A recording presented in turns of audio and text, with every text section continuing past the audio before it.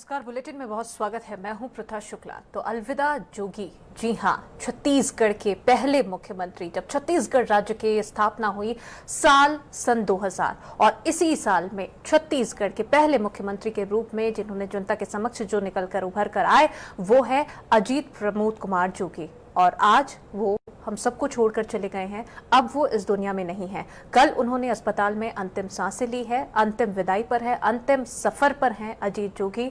और आपको बता दें कि राजधानी रायपुर के सागौन बंगले से उन्हें सुबह रवाना किया गया उनके पार्थिव शरीर को। और अब जो अपडेट इस वक्त की आपको बता दें कि अब राजधानी रायपुर के सागौन बंगले से उनके पार्थिव शरीर रवाना होकर मरवाही पहुंच चुके हैं। तो ये एक अपडेट हम आपको बता रहे हैं। और चलिए इसी मामले पर और भी ज्यादा जानकारी के लिए हमारे साथ संवाददाता संदीप करिहार जो कि खुद इस वक्त अभी मरवाही में मौजूद हैं, उनकी ओर चलते हैं। संदीप, जानना चाहेंगे, मरवाही अजीत जोगी का पार्थिव शरीर पहुंच चुका है, अब आगे क्या पूरी जानकारी आपसे चाहेंगे और कौन कौन इस वक्त वहां पर मौजूद है? शेष बाकी रह चुका है कि अब अजीत जोगी का जो पार्थिव शरीर जो है वो यहाँ पे लाया जाएगा। और आपको मैं सीधे तौर पे बताऊं कि अब जो महाराणा प्रताप चौक जो है वहां तक तो उनका काफिला पहुंच चुका है। महज 5 से 7 मिनट का और जो समय है जो कि बचा हुआ है कि उसके बाद यहाँ पे उनके पार्थिव शरीर को मरवाही सदन का जो ये बंगला है वहाँ पे लाया जाएगा। काफी जद्दोजहद के यहाँ पे कार्यकर्ता है, जो समर्थक जो जनमानस है। बिल्कुल बिल्कुल संदीप, आप बने रहिएगा हमारे साथ में, आपसे कुछ देर में हम जुड़ेंगे और जानकारी लेंगे। और चलिए, अंकुश हमारे साथ में जुड़ चुके हैं इस वक्त। अंकुश, जानना चाहेंगे कि आज अजीत जोगी का अंतिम संस्कार होना है और पंचतत्व में वे विलीन हो जाएंगे। अभी जो अपडेट मिल रही है वो ये है कि वो मरवाही पहुंच चुके हैं। अभी क्या कुछ अपडेट इस पूरे मामले को लेकर मिल रहे हैं, आपसे विस्तार से जानकारी चाहेंगे। देखिए प्रथा, आज अजीत प्रमोद जोगी का निधन होने के बाद उन्हें सागौन बंगले में रखा गया था उनका पार्थिव शरीर, और सागौन बंगले से उनका पार्थिव शरीर रवाना होकर मरवाही सदन बिलासपुर में है। और उसके बाद कोटा होते हुए, मरवाही होते हुए, अन्य जगहों पर होते हुए, और जब वो जोगी सार पहुंचेंगे, जोगी सार वो गांव है, वो पैतृक गांव है जहां उनका जन्म हुआ था, जहां उनका पूरा परिवार बढ़ा था। उसके बाद आखिरी में ना अंतिम पड़ाव होगा, वो होगा ज्योतिपुर। जिस जगह पे हम खड़े हुए हैं वो ज्योतिपुर ही उनका ये पूरा निवास है, जहां पर उनका बचपन बीता है, जहां पर उन्होंने शुरुआती स्कूल शिक्षा जो है वहाँ यहाँ से शुरू की है। और उनके इस अंतिम सफर का साक्षी बनने के लिए ये गवाह हैं जो उनके गांव के लोग हैं। कोई उनके परिवार से बिलोंग करता है, कोई उनका बचपन का साथी है, कोई उनका पड़ोसी है। ये सभी लोग अब इंतजार कर रहे हैं कि जैसे ही उनका पार्थिव शरीर यहाँ पर लाया जाएगा, उसके बाद यहाँ पर एक स्थान ऐसा सजाया गया है जहाँ पर उनका पार्थिव शरीर रखा जाएगा। फूलों से इस जगह को सजाया जा रहा है। सजाने के साथ साथ परिवार के सदस्य जो हैं वो भी खड़े हुए हैं। और इस जगह पर उनका जो पार्थिव शरीर है वो अंतिम दर्शनों के लिए रखा जाएगा। इसके अलावा काफ़ी देर तक यहाँ पर उनके अंतिम दर्शन होने के बाद यहाँ से उनका जो अंतिम यात्रा है वो रवाना होगी यहाँ इसी गांव में जहाँ उन्हें दफनाया जाएगा। यहाँ पर जो उनके परिचित हैं, उनको जानने पहचानने वाले हैं, उनसे ही हम बात करने की कोशिश करेंगे, जानने की कोशिश करेंगे। एक ऐसे व्यक्तित्व के धनी का अंतिम यात्रा है जिन्होंने पूरे देश में, छत्तीसगढ़ में एक अलग छाप छोड़ी है। आप उन्हें आज के समय कैसे याद करते हैं? आज हमारे बीच से आज हमारे इस क्षेत्र के मसीहा और छत्तीसगढ़ में जानी मानी हस्ती आज हमारे बीच से चली गई। आज पूरा क्षेत्र आज शोकाकुल है और इस क्षति को पूर्ति शायद हम लोग के बीच से नहीं हो सकती, ये क्षेत्र नहीं कर सकता। और उनको खो के हम लोग बहुत पीड़ित हैं। और इस दुख की घड़ी में भगवान उनको, ईश्वर उनके परिवार को दुख सहने की शक्ति प्रदान करे। और बहुत ही अपूर्णीय क्षति है ये, मतलब जिसको पूरा नहीं किया जा सकता। एक जानी मानी हस्ती पूरे देश में माने जाते थे जोगी जी, जो आज हमारे बीच में नहीं रहे। एक अपूर्णीय क्षति इसे कहा जा रहा है, और कहा भी क्यों ना जाए, क्योंकि ये एक ऐसी विलक्षण प्रतिभा के धनी रहे हैं जोगी जी कि उन्हें उनका जो जीवन काल है वो संघर्ष भरा जरूर रहा है, लेकिन वो संघर्ष भरा जीवन पूरे देश में एक मिसाल है कि एक ही व्यक्ति के अंदर इतनी प्रतिभाएं थी कि वो कलेक्टर भी रहे हैं, वो आईपीएस भी रहे हैं, वो राज्यसभा सदस्य भी रहे हैं, वो एक राष्ट्रीय पार्टी के प्रवक्ता भी रहे हैं, और तो और वो एक नवनिर्वाचित प्रदेश के मुख्यमंत्री रहे हैं। ये बहुत गौरव भरा पल रहा है उनके लिए। और भी लोग हैं, हम उनसे जानने की कोशिश करेंगे। आप आज उन्हें कैसे याद करते हैं?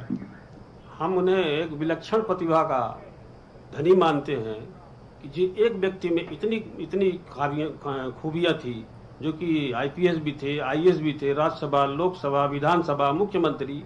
इतने प्रतिभा का एक व्यक्ति में इतनी प्रतिभाओं का होना बहुत कठिन है, और हम आज बिल्कुल शोक विह्वल हैं उनके जाने से। अपूर्णीय क्षति है जिसको हम भगवान से प्रार्थना करते हैं कि उनकी आत्मा को भगवान को शांति दे, और हम ओम हरि ओम। आपका कैसा साथ रहा है आपका और जोगी जी का? मैं उनका एक छोटा सा कार्यकर्ता हूँ, और जब से 2003 से उनसे जुड़ा हूँ, 2000 से जुड़ा हुआ हूँ, जब से मुख्यमंत्री थे। और बचपन में तो खैर अब हमारे वो बड़े भाई ही थे, और हम सतत अभी हमारा संपर्क उनसे रहा है। आपसे अगर सवाल किया जाए तो आप कैसे याद करते हैं आज अजीत जोगी को, आज उनका अंतिम सफर, अंतिम?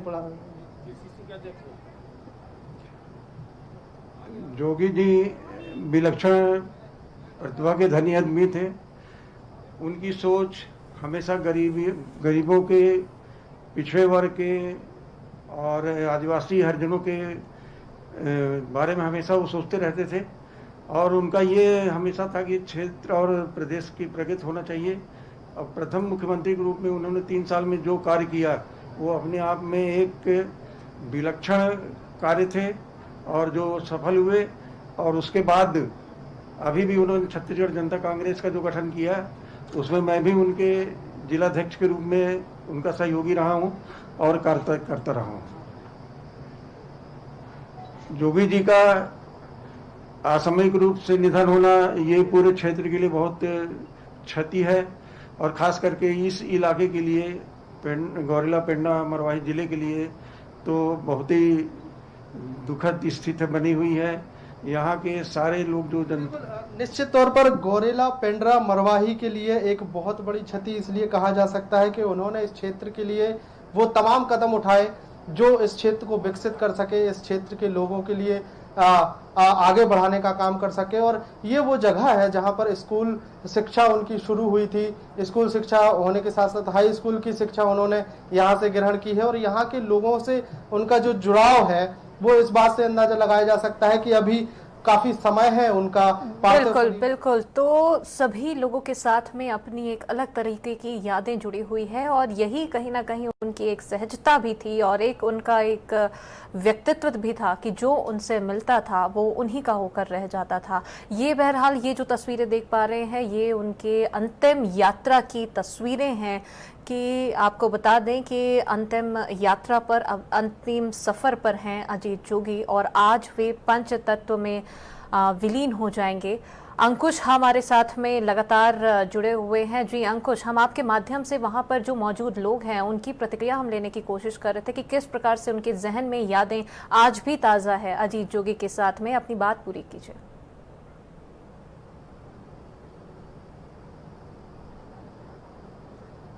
देखिए प्रथा, हमारे साथ अजीत जोगी के भाई अनिल जोगी मौजूद हैं, और हम उनसे वो बातें जानने की कोशिश करेंगे, वो बातें जानना चाहेंगे कि जो बाहरी दुनिया को नहीं पता है। जोगी जी, आपसे फिर से वही सवाल है कि ऐसी कौन सी बात है जो बाहरी दुनिया उनके बारे में नहीं जानती? देखिए, सबसे अच्छी चीज़ और अच्छी आदत उनकी ये थी कि वो सबको लेकर, एक साथ लेकर चलने वाले व्यक्ति थे। घर हमारा बड़ा था, बहुत मेंबर्स हुआ करते थे, सबका मत एक जैसे नहीं मिल पाता था, परंतु उनमें एक ऐसी सामर्थ्य थी या शक्ति थी या बुद्धि कह लीजिए उनको, कि वो इस बात को बहुत अच्छे से समझ जाते थे कि किस व्यक्ति की क्या कमजोरी है और उस कमजोरी को कैसे दूर किया जाए और कैसे पूरी फैमिली को एक जैसा एकजुट करके रखा जाए। ये बहुत बड़ी क्वालिटी उनमें थी।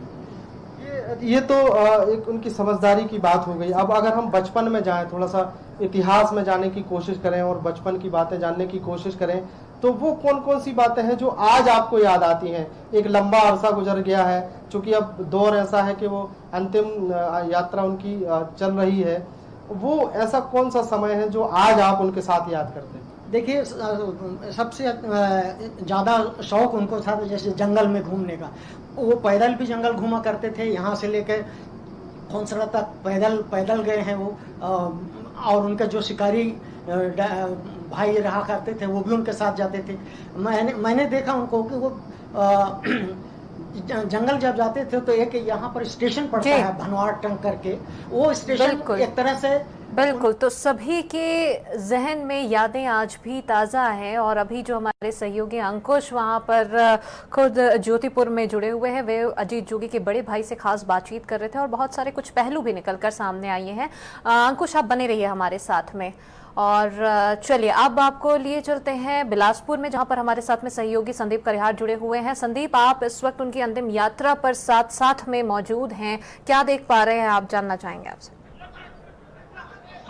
देखिए प्रीथा, जो हालात हैं आपको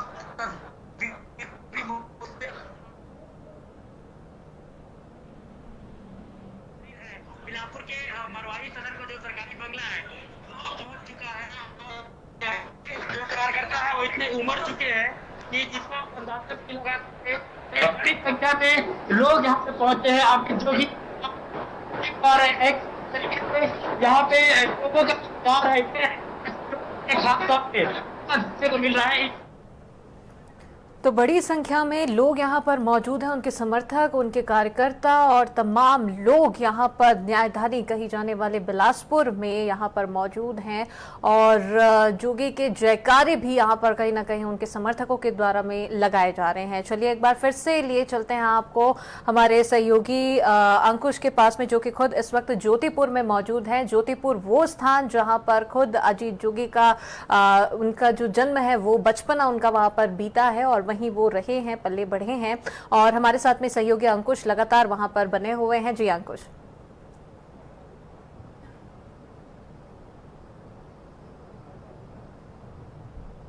देखिए, कई बातें ऐसी हैं जो याद की जाती हैं व्यक्ति के चले जाने के बाद, लेकिन जोगी के अंदर, अजीत जोगी जी के अंदर इतनी प्रतिभाएं थीं, इतनी कलाएं थीं, इतनी प्रतिभाओं के वो धनी थे कि उन्हें हम बहुत कई वर्षों तक, या यूं कहा जाए कि हमेशा याद किया जाता रहेगा।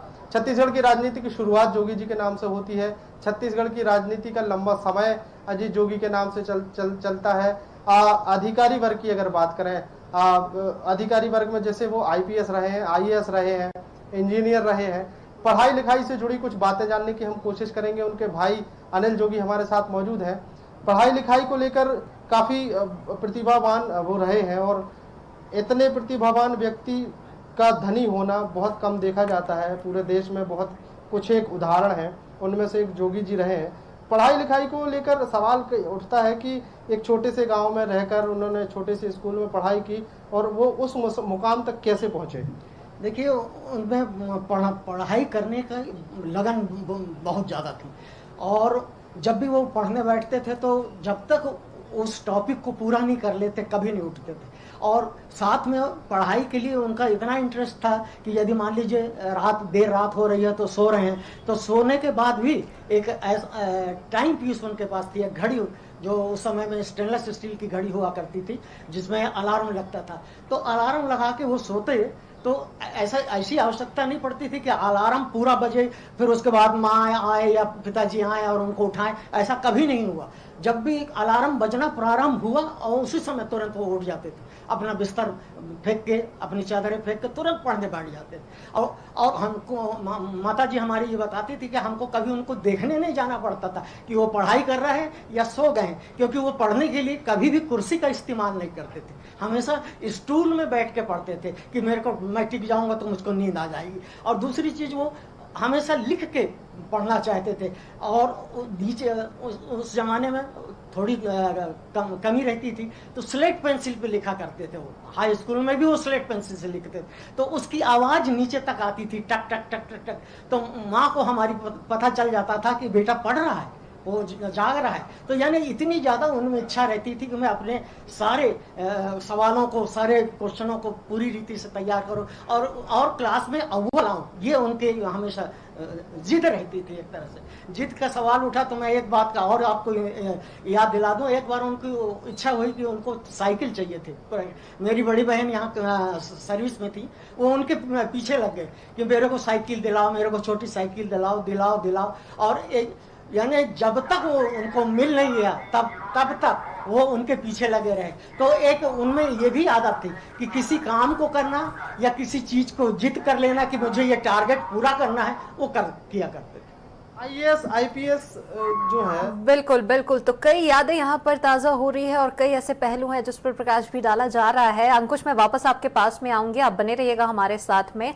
और चले, ये तो बात रही ज्योतिपुर की, जहां पर हमारे साथ में सहयोगी लगातार जुड़े हुए हैं। आपको वापस लिए चलते हैं बिलासपुर पर, जहां पर अजीत जोगी का जो अंतिम यात्रा पर वो हैं और हमारे साथ में सहयोगी संदीप करिहार लगातार बने हुए हैं। संदीप, जानना चाहेंगे, जैसे कि हम तस्वीरों पे भी देख पा रहे हैं कि बड़ी संख्या में लोग यहाँ पर मौजूद है, आज भी उनके जयकारे यहाँ पर लगाए जा रहे हैं। क्या कुछ स्थिति आप देख पा रहे हैं?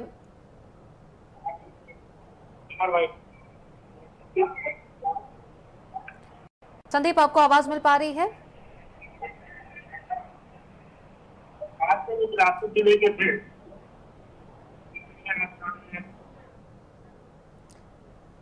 लगता है कुछ तकनीकी खामी की वजह से उनसे हम जुड़ नहीं पा रहे हैं, लेकिन हम आगे उनसे संपर्क बनाएंगे और वहां के हालात, वहां की स्थिति क्या कुछ है, वहां के पल पल की अपडेट्स आप तक जरूर पहुंचाएंगे।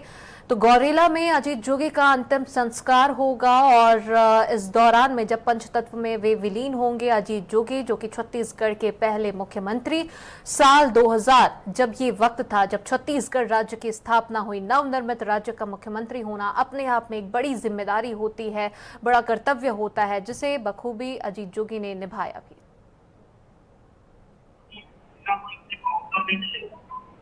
उदाहरण है, इसके आधार पर हम अपने जीवन में सफलता पा सकते हैं।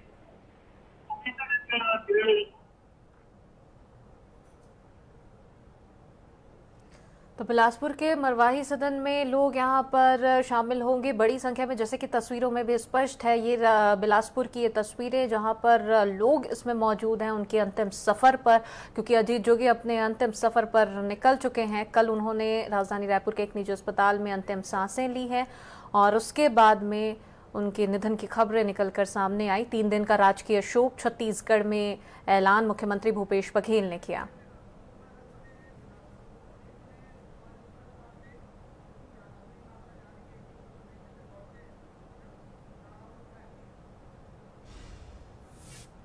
तो छत्तीसगढ़ प्रदेश के प्रथम मुख्यमंत्री अजीत जोगी आज अपने अंतिम सफर पर निकल चुके हैं। हम सुबह से लगातार इस पर बने भी हुए हैं।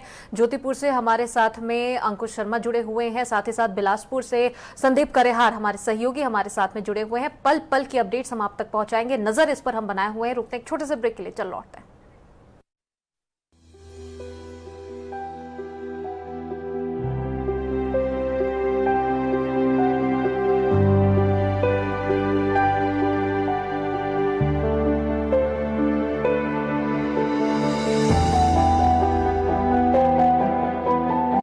घातक वायरस की सबसे तेज इंटरनेशनल अपडेट्स दिखाते हैं। कोरोना पर सबसे भरोसेमंद, संतुलित और संपूर्ण खबर बताते हैं। सत्य और तथ्य के साथ खबर, प्रयोग की प्रामाणिकता पर मोहर। लॉकडाउन में कोरोना पर नॉन स्टॉप कवरेज जारी है। TV9 भारतवर्ष, अब तो सब देख रहे हैं। मजदूर समाज का वो वर्ग है जिसके श्रम से ही राष्ट्र को प्रगति की राह मिलती है। विश्वव्यापी कोरोना महामारी के संक्रमण काल में लॉकडाउन के कारण प्रदेश के बाहर गए मजदूर मध्य प्रदेश लौट आए हैं। इन मजदूरों को मध्य प्रदेश में ही रोजगार उपलब्ध कराने के लिए मुख्यमंत्री श्री शिवराज सिंह चौहान के नेतृत्व में प्रदेश सरकार द्वारा श्रम सिद्धि अभियान प्रारंभ किया गया है। श्रम सिद्धि अभियान नाम दिया हमने इसका, श्रम सिद्धि। जिनको श्रम मजदूरी प्राप्त होगी, काम प्राप्त होगा, ये सबके जॉब कार्ड बनाना है सरपंच साथियों, ताकि कम से कम मनरेगा की मजदूरी तो मिल जाए, कोई बेरोजगार ना रहे, हर एक को राशन देंगे, कोई भूखा ना सोए। और मेरे सरपंच भाइयों बहनों, ये सारे प्रवासी मजदूर भी मैं संबल योजना में शामिल कर रहा हूं। इस अभियान में घर घर सर्वे कर मजदूर परिवारों को मनरेगा योजना से जॉब कार्ड उपलब्ध कराए जाएंगे। मनरेगा के माध्यम से 20 अप्रैल 2020 से अब तक 35 लाख से अधिक मजदूरों को रोजगार उपलब्ध कराया जा चुका है। साथ ही अप्रैल माह से अब तक कुल 1111 करोड़ रुपए का भुगतान मजदूरों को किया जा चुका है। वर्तमान में लगभग 20 लाख श्रमिकों को प्रतिदिन कार्य मुहैया कराया जा रहा है, जो प्रदेश के इतिहास में सबसे अधिक है। आगे भी हर मजदूर को उनकी कुशलता और योग्यता के अनुसार कार्य उपलब्ध कराया जाएगा। संकट की इस घड़ी में भी मध्य प्रदेश सरकार श्रमिकों के साथ खड़े रहने के लिए प्रतिबद्ध है। अब प्रदेश में कोई मजदूर मजबूर नहीं होगा। श्रम सिद्धि की ओर श्रम सिद्धि अभियान। इतना बड़ा चेहरा भी कांग्रेस के खिलाफ जा सकता है, जिसने अपना पूरा जीवन, अपनी पूरी जवानी कांग्रेस की जड़ों को सींचने में लगा दी। अपने ही लगाए पेड़ को उखाड़ने की नौबत क्यों आ गई? अपने लड़कों को, अपने चाटुकार लोगों को मंत्रिमंडल में शामिल कर दिया और हम लोगों को किनारे कर दिया। क्या ऐसा हुआ कि दिग्विजय सिंह ने जो सूची सौंपी उसमें बिसाहूलाल सिंह का नाम नहीं था?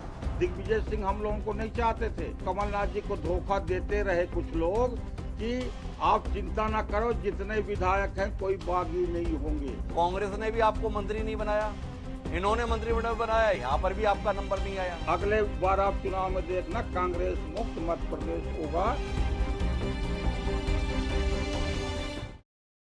जिसने पूरी दुनिया को तड़पाया, उसके पर्दाफाश का हमने बीड़ा उठाया। कोरोना पर चीन का कच्चा चिट्ठा हम खोलेंगे, खुलकर बोलेंगे। जानलेवा वायरस वाला किलर अब बच के जाएगा किधर? कोरोना पर चीन एक्सपोज, TV9 भारतवर्ष पर हर रोज। TV9 भारतवर्ष, अब तो सब देख रहे हैं।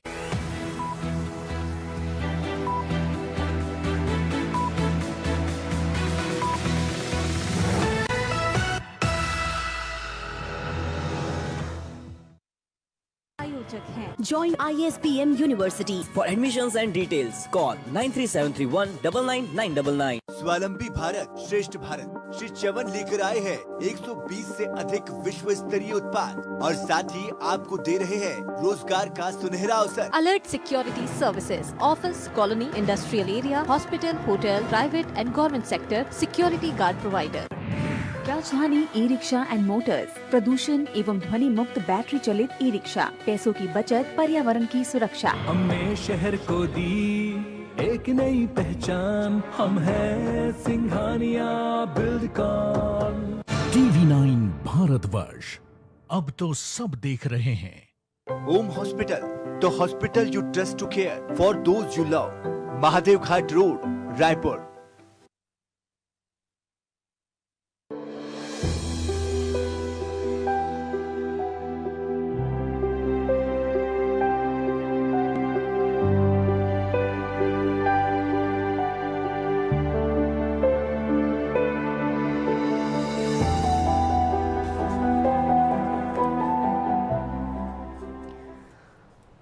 अलविदा जोगी, इस वक्त पूरे छत्तीसगढ़ की जनता से यही आवाज आ रही है। जोगी को अंतिम विदाई आज दी जा रही है। पूर्व मुख्यमंत्री अजीत जोगी के निधन के बाद उनके गृहनगर में शोक की लहर है। न केवल उनके गृहनगर बल्कि छत्तीसगढ़ और पूरे राजनीतिक जगत में इस वक्त शोक है, क्योंकि उनके बीच का एक ऐसा नेता चला गया जो जन नेता था, जिसने किसी एक पार्टी के लिए नहीं बल्कि हर पार्टी के साथ संबंधों को भी निभाया। जनता के बीच भी अजीत जोगी रहे और जनता से सीधे जुड़े रहे। इस वक्त उनकी अंतिम यात्रा की तैयारियां लगातार की जा रही हैं और कुछ ही देर में पहुंचेगी अजीत जोगी की पार्थिव देह। उनके अंतिम संस्कार की तैयारियां हो रही हैं। मरवाही पहुंच चुकी है पार्थिव देह, जहां हजारों की संख्या में कार्यकर्ताओं की मौजूदगी है। जोगी कांग्रेस के वो कार्यकर्ता जो कदम से कदम मिलाकर जोगी के लिए जुटे रहे और आज ये मुश्किल समय है जब अजीत जोगी के आखिरी दर्शनों के लिए यहाँ ये सभी लोग पहुंचे हैं। छत्तीसगढ़ के पहले मुख्यमंत्री अजीत जोगी गौरेला में आज उनका राजकीय सम्मान के साथ अंतिम संस्कार होगा। 3 दिन का राजकीय शोक छत्तीसगढ़ में भी है और जो उनका अंतिम संस्कार का कार्यक्रम है उसमें मुख्यमंत्री भूपेश बघेल के अलावा पूर्व मुख्यमंत्री डॉक्टर रमन सिंह भी पहुंचेंगे। छत्तीसगढ़ के पहले मुख्यमंत्री अजीत जोगी राजनीति के धुरंधरों में गिने जाते हैं। अजीत जोगी जो सोचते थे वो करते थे, ये अजीत जोगी के बारे में कहा जाता है। इस वक्त आप ये कार्यकर्ताओं को देख पाए और अंकुश जो कि वहीं मौजूद हैं, हम उनसे सीधे जुड़ते हैं और ताज़ा तस्वीरें क्या है वहां की ये जानने की कोशिश करते हैं। जी अंकुश।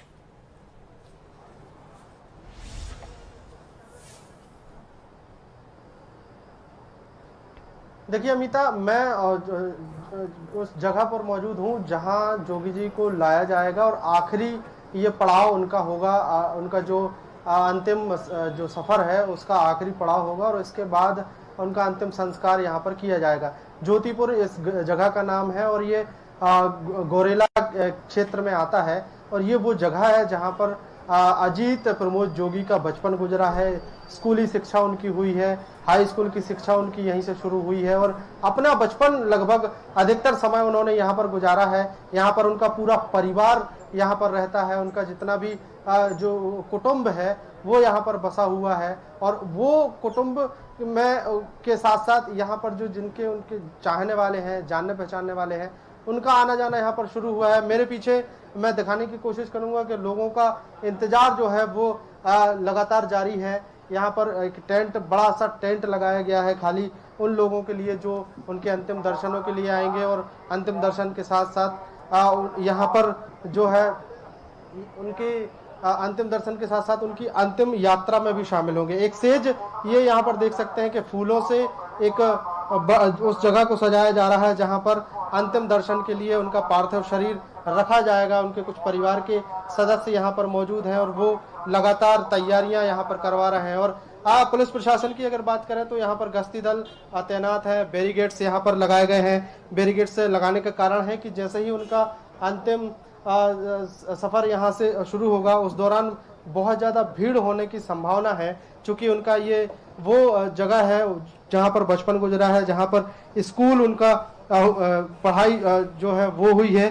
तो काफ़ी पुराने दोस्तों से लेकर जान पहचान वालों के साथ साथ उनके जो बचपन के साथी हैं, उनके जो आस पड़ोस के लोग हैं, उनके पहुंचने की संभावना को देखते हुए पुलिस प्रशासन ने भी यहाँ पर चाक चौबंद व्यवस्था करने की कोशिश यहाँ पर की है। और इसके अलावा अगर बात करें उनके पारिवारिक सदस्यों की, तो पूरे परिवार को बस इसी पल का इंतजार है कि उनका जो पार्थिव शरीर है वो कब यहाँ पर पहुँचे और वो उनके अंतिम दर्शन यहाँ पर कर पाएँ। उनके जो भाई हैं अनिल जोगी जी, हम उनसे कुछ उनकी यादें, उनकी स्मृति जानने की कोशिश करेंगे कि बहुत सारी बातें हैं जो आपने रखी हैं हमारे सामने। बचपन की बातें रखी हैं, उनकी पढ़ाई लिखाई की प्रतिभा के बारे में बातें रखी हैं। हम जोगी जी ऐसी कुछ बातें जानना चाहेंगे कि पढ़ाई लिखाई के अलावा उनका जो पारिवारिक जीवन था, उनका जो दोस्तों के साथ जो जीवन था वो कैसा था? देखिए, वो जितने भी उनके दोस्त थे वो उनसे बहुत अच्छे से जुड़े हुए थे। यानी ये मैं कह सकता हूँ कि अपने सहपाठियों को भी वो पढ़ाया करते थे। मैं एक नाम बताना चाहूँगा आपको कि यहाँ पर PWI थे मिस्टर रंगा स्वामी, उनका लड़का उनके साथ पढ़ता था, चंदू स्वामी करके, और वो पढ़ने में काफ़ी कमज़ोर था। तो वो जोगी जी के पास आता, भाई के पास आता कि किसी तरह से मुझको मैट्रिक करा दो, और उसको पढ़ाया करते थे। जबकि उस ज़माने में PWI एक बहुत बड़ी पोस्ट हुआ करती थी गौरेला के अंतर्गत, और वो उस समय उन्होंने इस तरह का उनका नेचर था कि वो किसी को छोड़ना नहीं चाहते थे, किसी को पीछे नहीं रखना चाहते थे, तो चाहते थे कि उनके साथ लोग आगे बढ़ें। ये दोस्ती यारी की बात हो गई। अब पारिवारिक जीवन की भी बात आपने कही। जंगलों से बड़ा प्यार था, घोड़सवारी का उन्हें बड़ा शौक था, लेकिन ऐसी वो कौन सी प्रतिभाएं थी जो उन्हें एक छोटे से गांव से निकालकर उन्हें IPS बना देती है, उन्हें IAS बना देती है, उन्हें राज्यसभा सदस्य बना देती है और तो और वो मुख्यमंत्री के गौरव तक पहुंचते हैं। ये वो कौन सी बातें थी, वो कौन सी यादें थी जो आज आप उनके बारे में कहना चाहेंगे? देखिए, एक सबसे बड़ी चीज थी कि वो दृढ़ निश्चय रखने वाले व्यक्ति थे।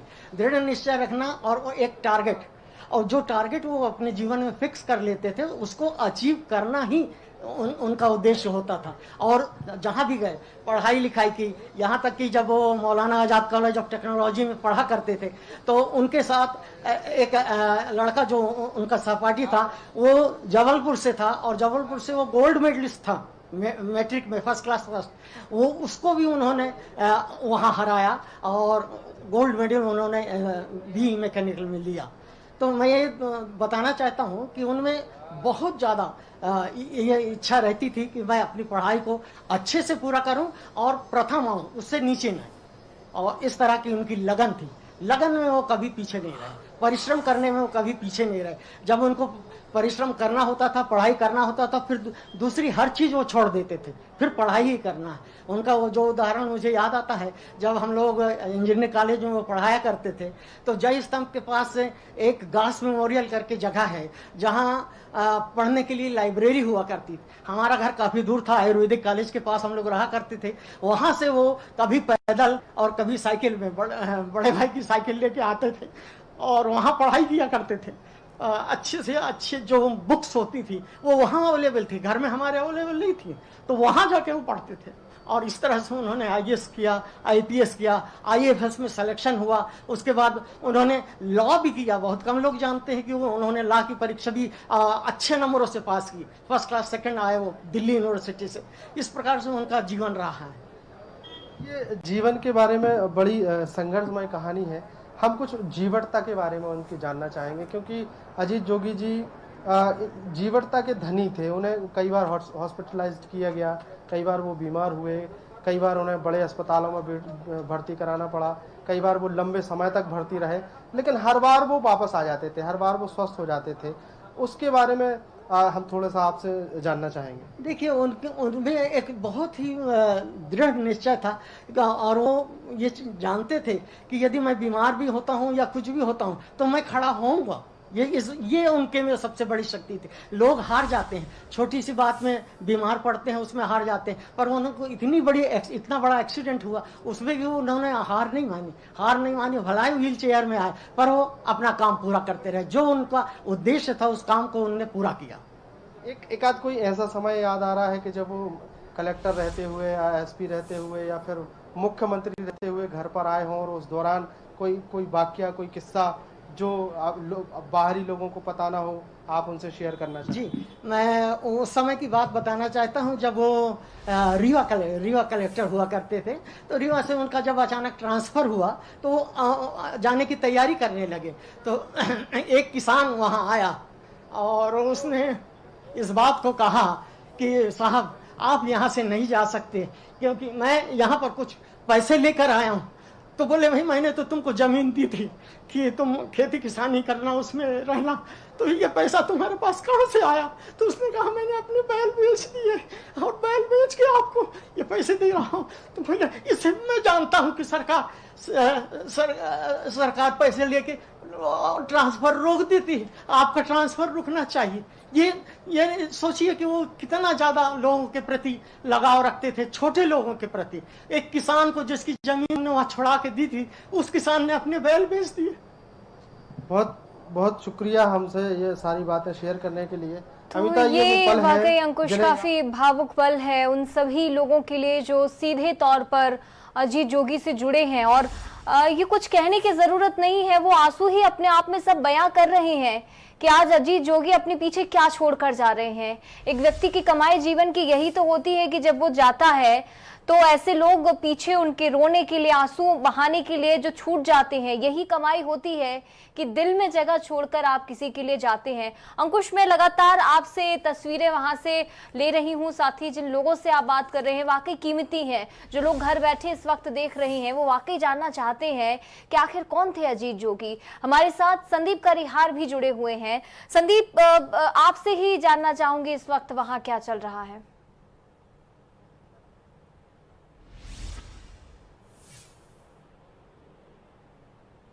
संदीप, सुन पा रहे हैं आप मुझे? चलिए संदीप से दोबारा हम कनेक्ट करने की कोशिश करते हैं, क्योंकि बिलासपुर पहुंच चुकी है अजीत जोगी की पार्थिव देह और उनके आखिरी दर्शनों के लिए इस वक्त ये तस्वीरें दिखा रहे हैं। हुजूम जो है वो जनता का है, कार्यकर्ताओं का है, जो अजीत जोगी के लिए अपनी जान, अपना दिल, सब कुछ न्यौछावर करने का जज्बा रखते थे।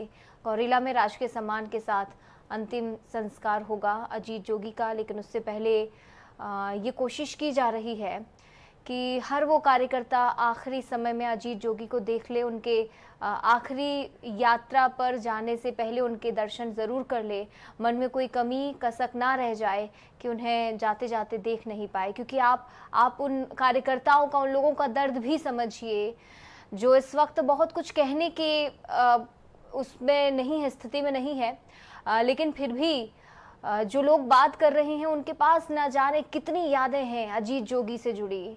छत्तीसगढ़ में अजीत जोगी एक ऐसा नाम जो कभी भूले से भी नहीं भुलाया जा सकेगा।